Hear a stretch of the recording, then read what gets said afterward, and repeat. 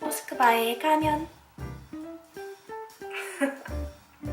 안녕하세요. 모스크바에 가면 시리즈 왔습니다. 오늘 모스크바에 가서 느낀 것들 8가지 한번 이야기해 봅시다. 뭐야? 이건 굉장히 주관적인 의견이니까 참고만 하셔야 돼요. 저를 완전히 신뢰하면 안 돼요. 맞습니다. 모스크바에 가면 시리즈 시작할게요. 시작하기 전에 이거 뭔지 아는 사람? 아무도 모르겠죠? 네. 이거 모스크바 여행할 때 입었던 원피스예요. 완전 롱 원피스인데 사람들이 예쁘다고 하더라고요. 진짜 시작합니다. 모스크바에 가면 세계에서 가장 아름답다는 메트로가 있다는데 진짠가요? 세계 모든 메트로를 다 가보질 않아서 그게 진짠지는 모르겠지만 진짜 아름다운 건 맞아요. 역 안에 들어가면 정말 웅장하고 화려해요. 모자이크, 조각품, 그림 이런 걸로 역 안이 가득 차 있어서 정말 1935년에 개통돼서 11개 노선 그리고 150개 역이 있다고 해요. M이라고 써져 있는 곳으로 가면 됩니다. 세계에서 사람이 가장 많이 타는 지하철 중 하나라고 해요. 역시 러시아 클래스. 그리고 러시아 모스크바 메트로가 죽기 전에 꼭 다녀와야 하는 역사 유적 중 하나라고 해요. 다녀와서 안 사실인데 도심 쪽으로 들어가는 메트로는 안내방송이 남자 목소리로 나오고 외곽으로 가는 메트로를 타면 여자 목소리로 안내방송이 나온다고 해요. 제가 모스크바에서 메트로를 3번이나 반대로 탔는데 진짜 미리 알았으면 꿀팁일 것 같아요. 왜냐하면 메트로 안에서는 데이터가 거의 안 켜진다고 보시면 돼요. 그래서 저의 희망이자 친구인 GPS를 킬 수가 없어요. 길치인 저에게 정말 최악의 상황인 곳이에요. 그렇기 때문에 메트로를 이용해서 먼 곳을 가려고 한다면 지도를 미리 캡처해두는 것이 좋습니다. 열차 안에서 그 지도를 보여주면 말이 잘 통하지 않더라도 도움을 받을 수 있어요. 실제로 제가 그런 식으로 많이 도움을 받고 왔어요. 처음에는 말 걸기가 되게 무서웠거든요. 표정이 너무 차가우셔서. 그런데 정말 길을 물어보면 말이 통하지 않는데도 진짜 친절하게 알려주시니까 도움이 필요하다면 주저하지 말고 해보세요. 그대여 걱정하지 말아요. 그리고 혹시 캡처할 때 영어보다는 러시아어로 써있는 지도를 캡처하시는 게 훨씬 좋아요. 모스코라는 앱을 미리 깔아두는 것도 정말 좋은 방법입니다. 그리고 메트로에 대한 설명을 조금 더 붙이자면 뛰어난 효율성으로 평판이 좋다고 해요. 2, 3분에 한 번씩 열차가 지나간대요. 출퇴근 시간에는 1분 단위. 대박. 그러니까 혹시나 메트로를 놓쳤다고 상심하거나 포기하지 말고 조금만 더 기다리면 그 메트로를 탈 수 있어요. 또 모스크바 메트로는 어느 거리를 가든 가격이 동일해요. 15루블. 10회권을 끊으면 25불을 할인해 주신대요. 메트로를 많이 이용하실 분이라면 10회권으로 끊는 게 더 좋을 것 같아요. 제 경우에는 메트로를 많이 이용하지 않아서 1회권을 사면서 여행을 다녔어요. 1회권을 사면 좋은 점은 표를 구매하면서 매표소에 길을 물어볼 수도 있고 열차 방향을 물어볼 수도 있어요. 그건 진짜 좋아요. 그런데 그렇게 물어보고 반대로 탔다고 한다. 그리고 저는 메트로를 잘 이용하지 않았던 이유는 구글 지도를 사용해서 거리를 측정하면 걸어서 40분인 거리를 메트로를 이용하면 35분? 이렇게 나오더라고요. 메트로 역을 봤더니 한 개밖에 없어요. 그 35분 동안. 그러니까 제가 가고 싶은 곳을 가려면 메트로를 5분 동안 탑승해서 한 정거장을 가고 나머지 30분은 걸어서 도보로 가야 한다는 말인 거예요. 그렇게 해서 전 모스크바에서 하루에 4만 보씩 걷게 됐습니다. 비슷한 시간을 쓰고 돈을 쓸 바에는 모스크바 경치를 구경하면서 걸어가는 게 더 저한테 적합한 여행 스타일이었어요. 러시아, 모스크바는 정말 넓어요. 그래서 모스크바 메트로는 정말 아름다운 거 맞습니다. 꼭 한번 봐보세요. 제가 알기론 오전 5시 30분부터 새벽 1시까지 운행을 한다고 하니까 탈 기회는 정말 많을 것 같아요. 반대로도 타보고요. 모스크바에 가면 여름에 얼마나 춥나요? 저는 모스크바를 8월에 다녀왔어요. 진짜 많은 분들이 안 추웠냐고 물어보시는데 30도예요. 8월에 모스크바는 30도입니다.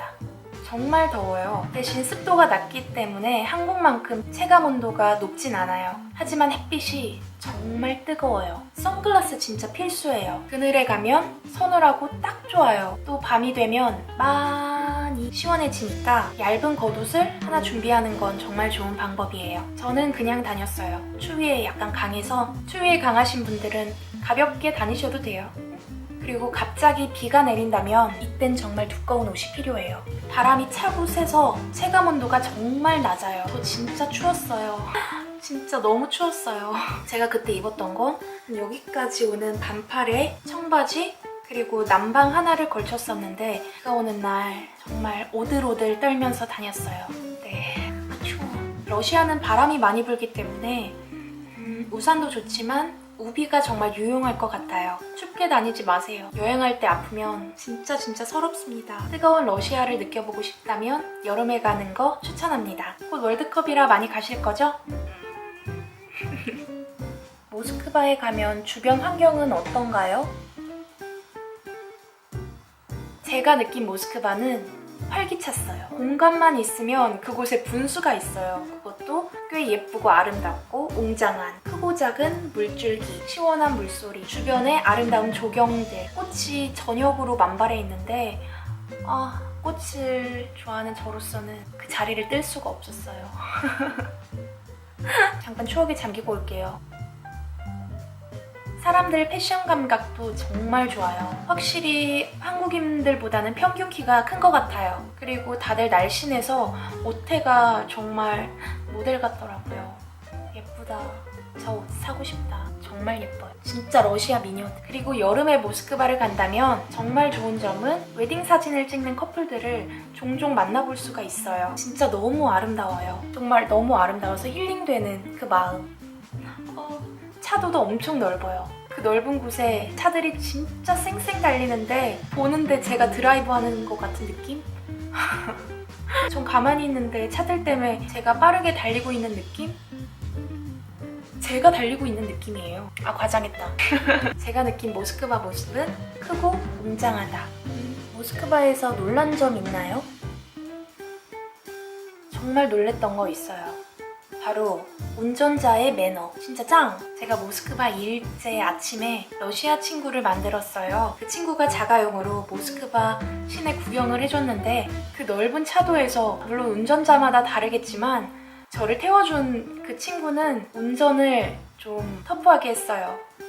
슉슉슉슉슉 막 이렇게 다니는데 앞에 횡단보도가 있거나 보행자가 보인다면 차를 멈춰요. 이런 상황은 블라디보스톡에 가서도 느꼈기 때문에 러시아 운전자들의 보편적인 인식 같아요. 한 번은 제가 작은 골목길 앞을 지나려고 앞으로 가고 있는데 정말 한참 전이었거든요. 5m도 넘게 있었어요. 그런데 운전자가 저를 발견하고 앞에 멈춰 서 있는 거예요. 처음에는 몰랐어요. 저를 기다리고 있는 건지. 한국이라면 누가 봐도 자동차가 먼저 지나가야 하는 상황이었거든요. 그리고 웬만하면 보행자가 횡단보도 앞에 한번 멈추고 지나가잖아요. 두세 번 정도는 정말 저를 기다리는지 몰랐는데 계속 반복되다 보니까 저 차는 이제 저를 기다리는 게 확실해지는 거예요. 러시아에서는 자동차보다 사람이 먼저다. 그러니까 혹시나 자동차가 나를 위해 횡단보도 앞에서 멈춰서 기다려주고 있다면 빨리 지나가주는 게 운전자를 더 위하는 길일 것 같아요. 처음에는 차랑 저랑 서로 눈치만 보다가 괜히 더 기다리게 만들었었거든요. 러시아는 보행자가 우선인 나라다. 그래도 항상 차 조심하고 다녀야 돼요. 아셨죠? 러시아에서 뭐 언어나 이런 거 말고 불편한 점은 없었어요? 불편한 점, 특히나 저한테 불편한 점 하나 있었어요. 저는 탄산을 마시지 않습니다. 못 마시기도 하는 거예요. 그런데 러시아에서 500ml짜리 물을 사려면 탄산수 물이랑 일반 물이랑 반반이에요. 그렇기 때문에 물을 살 때 탄산의 유무를 확인하고 물을 샀어야 했어요. 탄산이든 일반이든 상관없으면 괜찮은데 저 같은 경우는 탄산을 못 마시기 때문에 일반 물을 원할 경우엔 점원에게 직접 물어보는 게 좋아요. 이건 물 살 때 일인데 여행하면서 만났던 우즈베키스탄 친구가 있어요. 그 친구랑 같이 물을 사는데 그 친구는 탄산수를 원하더라고요. 점원한테 설명을 하는데 이렇게 흉내를 냈어요. 제가 한 거 아니에요. 친구가 한 거예요. 오해하지 마세요. 나중에 한번 써먹었어요. 그런데 이게 잘 안 통해요, 사실은. 그러니까 팁을 알려드리자면 일반 물을 사려면 파란색 뚜껑을 사면 돼요. 빨간색 뚜껑이 아마 탄산수일 거고 저는 무조건 파란색 뚜껑이 있는 물을 샀어요. 그러면 일반 물을 마실 수 있습니다. 참고해요. 모스크바 가면 치안은 어떤가요? 제가 느끼기엔 좋은 편이었어요. 흔히 집시라고 부르는 소매치기 같은 사람들이 거의 없어요. 제가 느낀 바로 말하자면 사람들이 저한테 관심이 없어요. 쳐다만 볼 뿐 말을 걸려고 하거나 어떠한 행동도 취하려고 하지 않아요. 오히려 약간 외로움을 느낄 수 있는 그런 곳이에요. 그러다가 가끔 사진을 찍어주겠다고 저한테 다가오는 길거리 예술가들이 있었는데 그건 조심해야죠. 카메라를 들고 도망갈 수도 있으니까 웬만하면 안 하시는 게 좋을 것 같아요. 전 사진을 찍으려면 같은 여행자가 오히려 마음이 편한 것 같아요. 동지의 그 외로운 마음, 그 힘든 마음 우리 다 이어져 있잖아요. 전 여행하면서 가장 명심하는 것, 제 소지품 잘 챙기기, 핸드폰, 여권, 지갑, 카메라.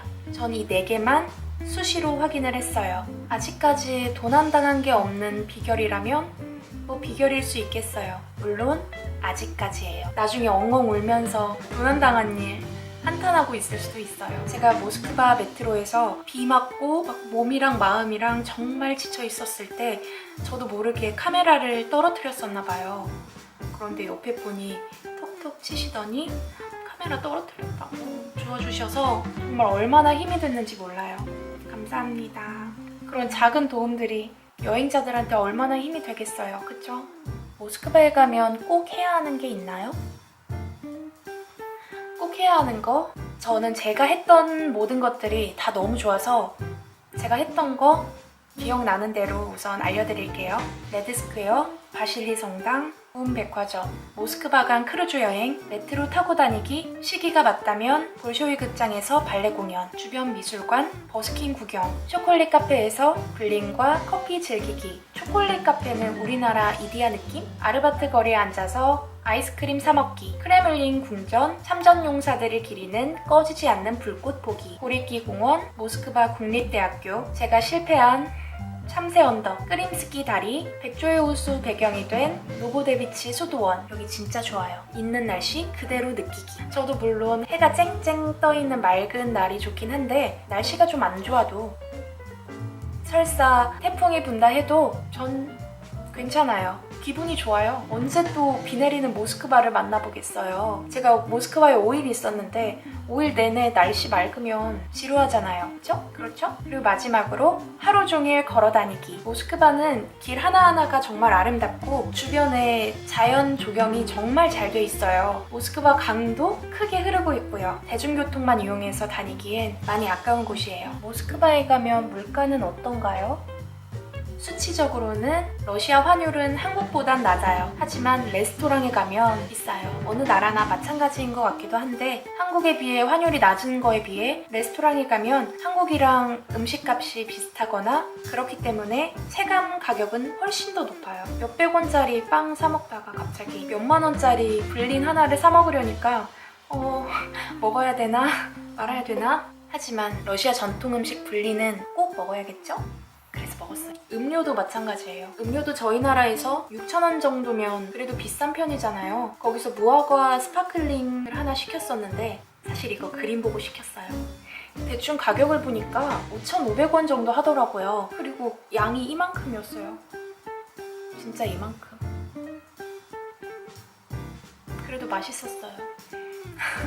스파클링인지도 모르고 시켰어요.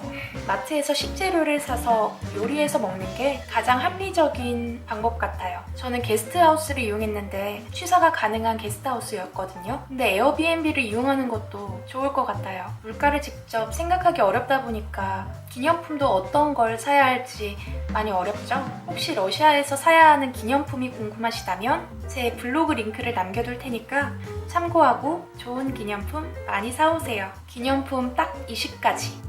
딱 20가지만 모아놨어요. 곧 월드컵도 열리니까 제가 러시아에서는 많이 비싼 기념품은 안 샀기 때문에 친구들한테도 나눠주기 좋을 거예요. 곧 2018 러시아 월드컵이 열리죠? 모두 즐거운 모스코 여행하세요. 다음 편은 시베리아 횡단열차 편이니까 혹시 궁금한 거 있으면 댓글 많이 남겨주세요. 제가 아는 한 한번 답변을 준비해 보겠습니다. 믿을만 하지 않나요? 저를 완전히 신뢰하면 안 돼요. 이건 모스크바에서 샀어요. 기념품 가게에서. 이것도 모스크바 스타벅스에서. 제가 알기로는 블라디보스톡에는 스타벅스가 없어요. 그래서 모스크바에 가면 스타벅스, 러시아를 대표하는 마트료시카 텀블러 하나 사오면 정말 좋죠. 이거 완전 좋아요. 탐나죠? 더 많은 기념품은 제 블로그에서 확인하세요. 근데 약간 어두워지니까 주술사 같기도 하고. 정말 예쁩니다. 스파시바. 시베리아 횡단열차? 시베리아 횡단열차는 좀 많을 것 같아요, 양. 아닌가? 궁금한 거? 이거 모스크바 편 다큐멘터리가 끝나서 촬영한 건데 시베리아 횡단열차 Q&A 편도 시베리아 횡단열차 시리즈가 끝나면 바로 올라올 거예요. 저도 사랑해요.